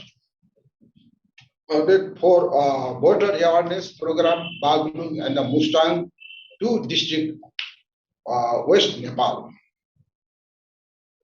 Therefore, the people should be happy. They should have full security. Their health education should be free. The country should have development and the prosperity.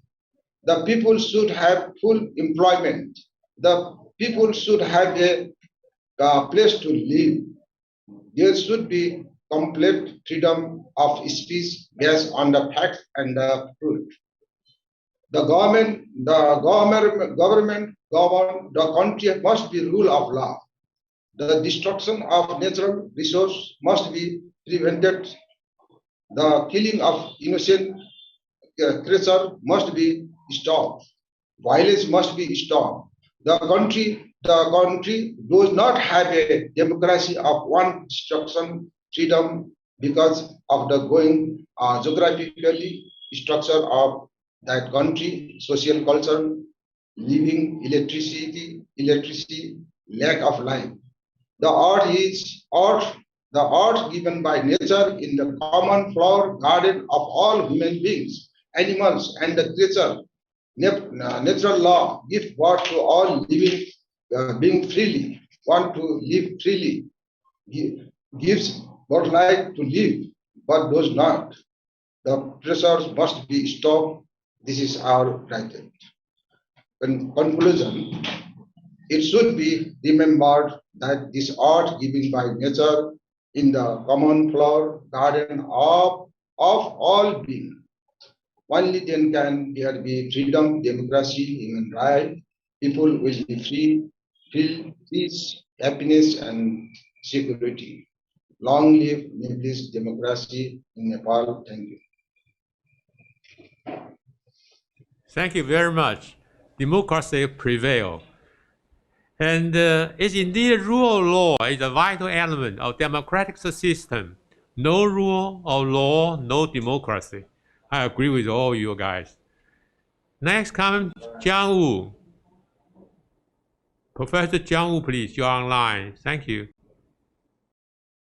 Thank you, moderator, Mr. Liu, and also Honorable Yao and Honorable Chairman Zheng, and Secretary General Peter Lee, and all the honorable chapter delegates. From New Zealand, I would like to say New Zealand, everyone knows, is a freedom and a democracy country, and with a sound, proper rule of laws. And the same as before, last year, 2021, the whole world corruption perception index, New Zealand, Denmark, and Finland are ranking #1 in the whole world. And the USA is ranking 27, Hong Kong ranking 12. The current government of New Zealand was leading by Labour Party. They won the general election in 2020, and they got 54% of the seats. So they form a government without needing a coalition party. The main opponent political party in New Zealand is National Party. Now, the recent political polls did on the end of May, the National Party got 39%, and the ruling party, Labour, got 35%. So the opponent party slightly higher than the ruling party. The next general election will be held in late 2023, next year. And last year, New Zealand have achieved an extraordinary host for the APEC 2021.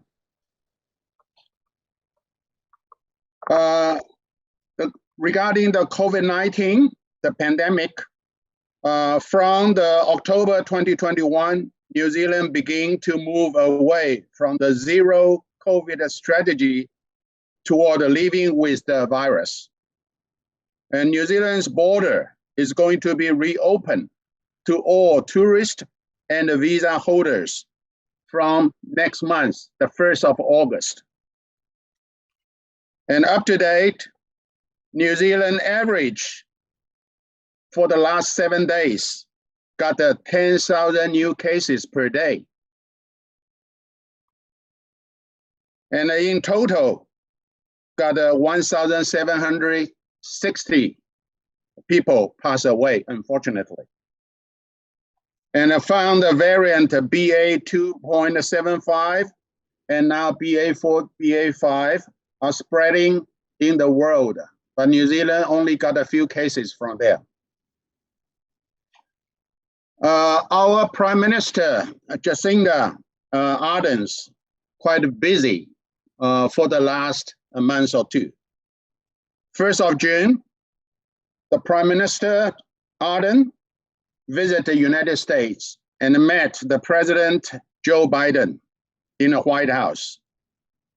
The agenda in their meeting touched the Pacific region, the war in Ukraine, the Indo-Pacific Economic Framework, China issues, trade, and climate change. In their joint statement, they concerned with the growing strategic competition in the Pacific region, concerned the security agreement between the people of Republic of China and the Solomon Islands. They are gravely concerned regarding the human rights violation in Xinjiang, the erosion of the rights and the freedom in Hong Kong, also to underscore the importance of peace and the stability across the Taiwan Strait. But the former Prime Minister of New Zealand, Helen Clark, she commented, when you are dealing with international relations and geopolitics, which is shark's pool, so you better be careful how you swim in it. Both Helen Clark, the Labour Party, 9 years was the New Zealand Prime Minister, and Mr. John Key, the National Party, also 9 years as Prime Minister. They tried in balance both China and the US. And the Prime Minister not only visited the United States, but she also attended the NATO summit by end of June. And the NATO this year invited New Zealand, Australia, Japan, Korea to attend the summit in Spain 2 weeks ago. And the Prime Minister Jacinda Ardern made her speech, but also she mentioned the China issues. She said in recent times, China become more assertive and more willing to challenge international rules and the norms. And Jacinda said we must respond to the actions we see. We must stand firm on the rules-based order, call for diplomatic engagement, and speak out against the human rights abuses at all times, when and where we see them. And she also mentioned in the primary security concern of the Pacific is the climate change. In the Pacific, already see the sea level rise is having an impact. There are more frequent natural disasters impacting on livelihoods through food insecurity and even greater hardship. She said we have the responsibility to address these problems and looking forward to engaging further with partners on this issue, the most consistent and the universal threat we face, and we hope more peaceful and a prosperous future. And this week, Nagin also mentioned the 51st Pacific Islands Forum has happened in Suva, Fiji, from Monday to today, Thursday. This Pacific Islands Forum is established in 1971, totally have 18 members, including all the Pacific Islands countries and also Australia and New Zealand. But this time, as far as we heard, have the 3 members decided to pull out, including the Kiribati and the Cook Islands and the Marshall Islands. And they touched the pandemic, COVID-19, geopolitical, and climate change. Very sensitive issues regarding the Solomon Islands signed an agreement with China in April.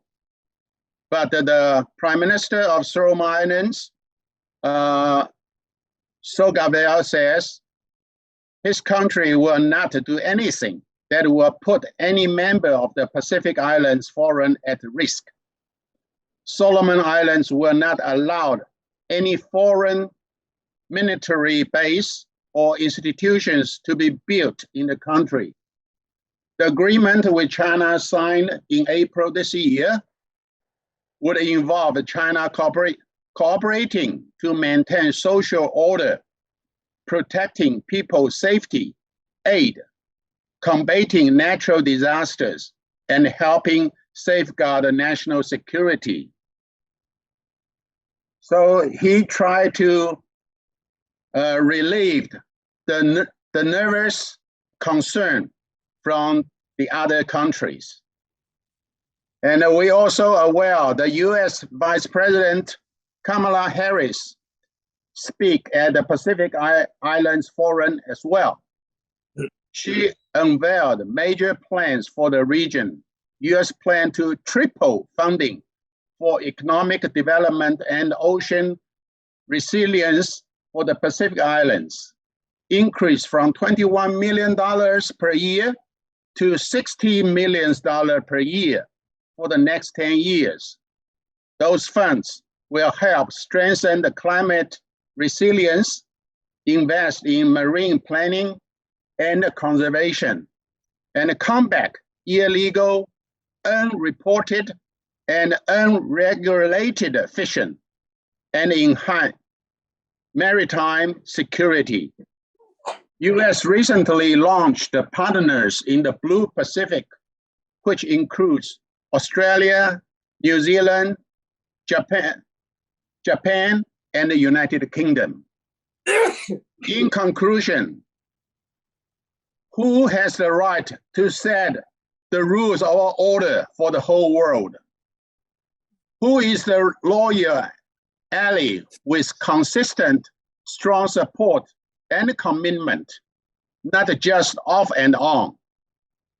Who is really trying their best to maintain the stability and peace in the world? Who is really make their best effort to bring the prosperity, business opportunity, also win-win strategy to the region? Within the last 40 years, who is involved directly or indirectly to the war in the whole world? Who has the so big interest to involve into other countries' internal affairs, causing those countries unstable or even launch a coup, such as Korea, Philippines, Vietnam, Taiwan, and China, and many other countries in Asia, Middle East, South America, and now in Ukraine from February this year? Nobody likes war,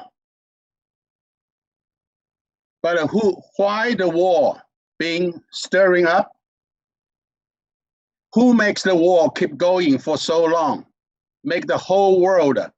Now we all suffering the disaster with the food, fuel, and the material shortage and inflation. This is my report. Thank you very much. Thank you very much for your very colorful or your very recent development in New Zealand. New Zealand plays gradually more and more important role on the international arena, and that comes with a package. If you are not well known by the world, you don't have something to do. Now, if you have something to do, you got to know by the whole world what you are doing. Thank you, John. The next gentleman. Thank you. The next gentleman is Malaysia, Dato' Mohammed Najib bin Abdullah. Please, Dato'. Thank you. It's good to be back again and meet my old friends and of course some new friends. We have Najin, we have Simon, we have John Wood, Zalben, Joseph, and of course Mr. Ramia. Thank you, Mr. Chairman. Thank you very much, Mr. Chairman, for giving me this opportunity to share my thoughts on the theme of freedom, democracy, and the rule of law. In the wake of the COVID-19 pandemic, with a focus on the economic impact that the pandemic has left behind globally and in Malaysia. At last year's conference, we were still battling the deadly COVID-19 virus and its mutations. We have now entered our third year, and while the worst seems to have somewhat abated, we still do not know whether the virus has finally been beaten or whether it will rear its ugly head again. What we do know is the devastation it left behind, not only from the millions of lives it has claimed, but also to the loss of millions of jobs and the crashing blow to economies around the world. In October last year, Brookings, US research house, published a report entitled "The Rule of Law Takes a Big Hit During COVID-19" for the World Justice Project. Termed as the Rule of Law 2021 Index, The report claimed that the pandemic has not only impaired the lives of millions of people, but has also dealt a blow to democracy, human rights, and the rule of law at a time when these values were already in decline. The Brookings report data was based on a series of surveys conducted in 139 countries, covering more than 138,000 households. 4,200 legal experts scored each country on 8 factors related to the rule of law. These factors are based on governance concerns such as corruption, respect for fundamental rights, regulatory enforcement, and the functioning of the justice system. Conducted each year, even before the pandemic, the study already showed a severe declining of the rule of law in most countries. This negative trend worsened during the pandemic period, reaching a new height of 74% of all countries surveyed. It showed that basic functioning of the parliaments and judiciaries was hobbled by the crisis, which made it impossible for people to gather safely and the lack of preparedness to manage it. Fundamental freedoms of movement, assembly, and expression were curtailed and often manipulated by some governments to muzzle critics in the political opposition, civil society, and the media. Rights to health, education, and decent work were severely set back, especially for women. Now that the worst is hopefully over, we expect to see some positives on how the pandemic is transforming our economies and societies. Governments are taking opportunity to introduce policies that will determine their success in building a more resilient tomorrow for their countries. In its research paper titled Saving Our Livelihoods from COVID-19 Towards an Economic Recovery, also published last year by McKinsey, pointed out that evaluations provide critical tools in the sharing of lessons on what worked, what is not, and what could work, and for whom. It was found that despite the significant time and resource constraints that governments were facing at the head of the crisis, they understood the need to draw lessons from the policies to the pandemic. The McKinsey survey acknowledged that while most governments took swift and massive action to mitigate the economic and financial effects of the pandemic, there is still a need to carefully monitor the longer-term budgetary costs of these measures. The effectiveness of lockdown and restriction measures should probably be further assessed given their impacts on individual liberties. Nearer to home, the Malaysian economy contracted by 4.5% in the third quarter of 2021. This was largely due to strict containment measures put in place under phase 1 of the National Recovery Plan. A relaxation of the control measures in the late 2021 generated a modest 3.1% recovery. And as a whole, the Malaysian economy recovery has been uneven, but showed a strong recovery in the fourth quarter. In April this year, Malaysia officially entered the endemic phase with the reopening of its borders. Although we expect a new wave of infections, the number of deaths remains significantly low until today. This is due to Malaysia's high total vaccination rate of over 84%, which is among the highest in Asia. Ladies and gentlemen, the main question now at the top of our mind is, how much will the economy be boosted by the implementation of the endemic phase? In theory, an increase in population mobility for retail activities is likely to increase private consumption. Though the endemic phase will impact domestic economic activity positively, the size of the impact is difficult to measure. For example, the mobility indicators for economic activities such as retail and work have been increasing since June 2021.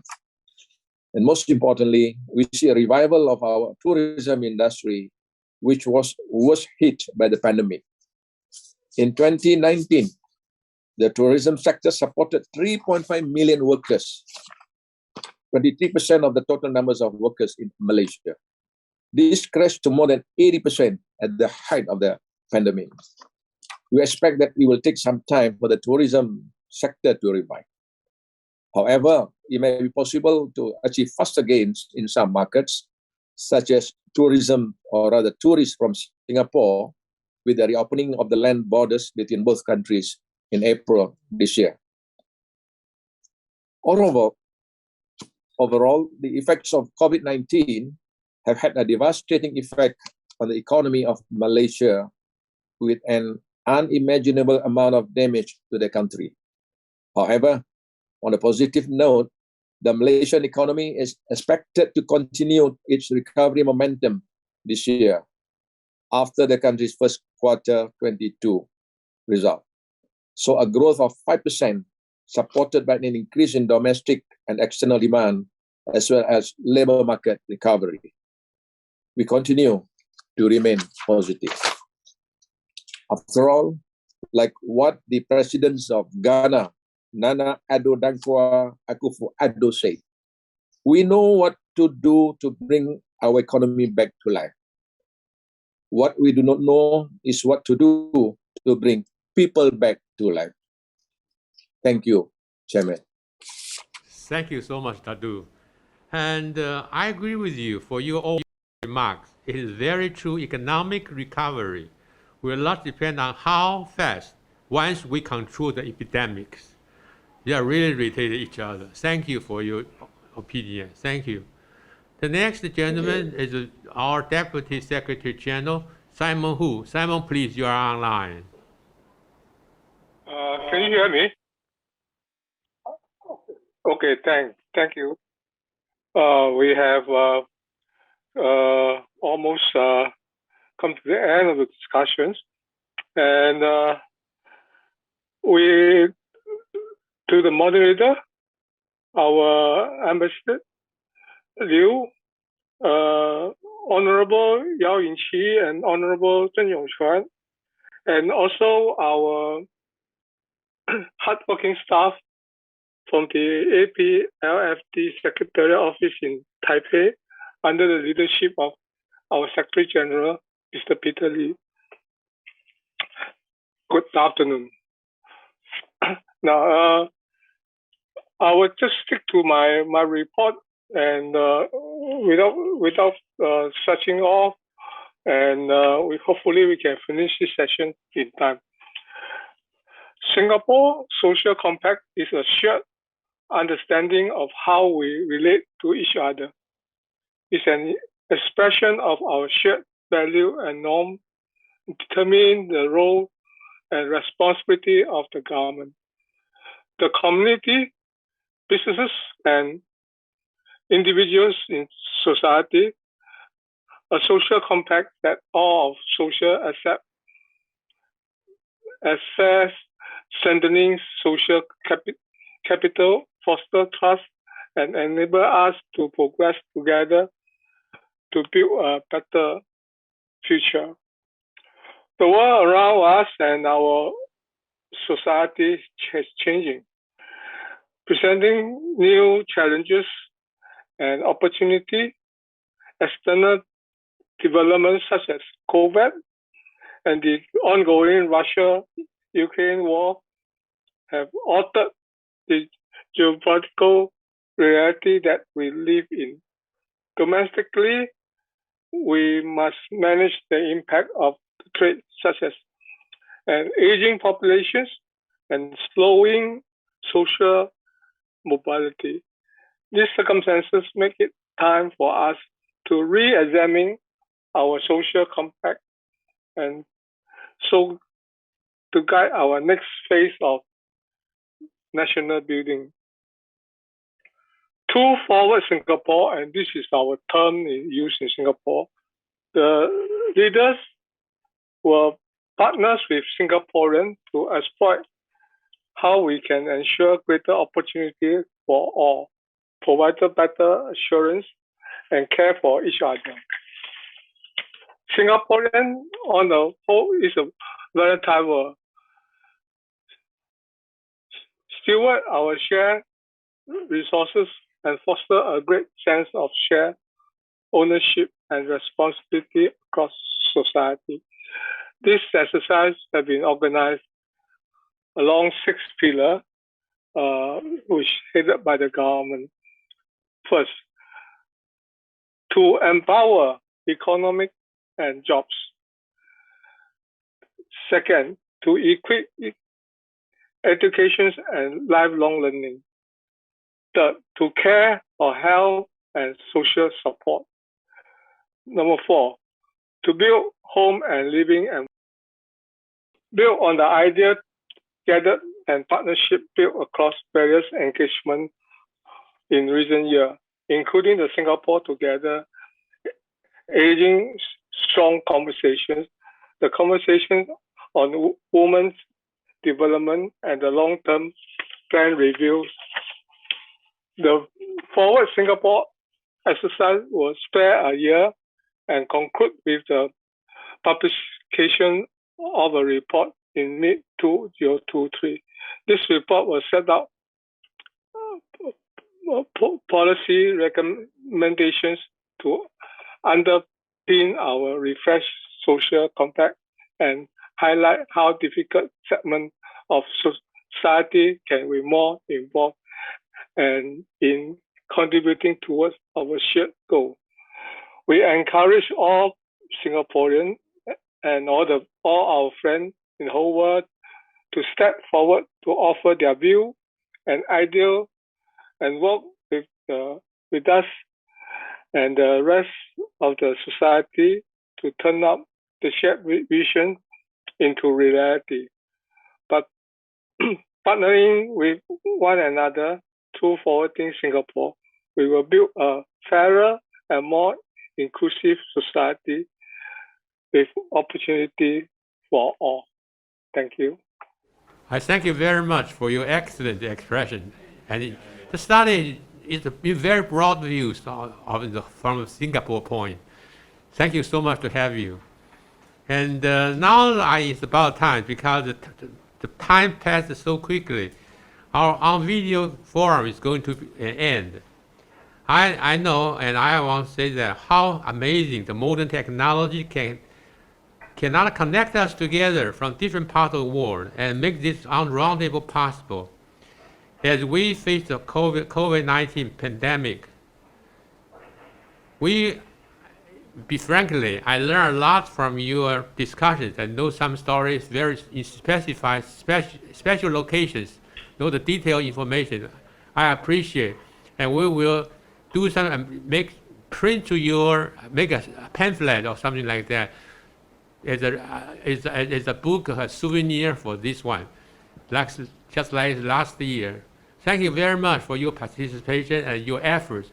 Thanks again. Have a nice day.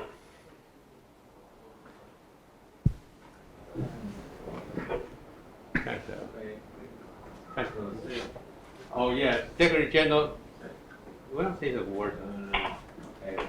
Nothing more, but we will see you soon. Hope the pandemic will get over very soon so we can see each other in person. Okay? Next year. Bye-bye. Bye. See you.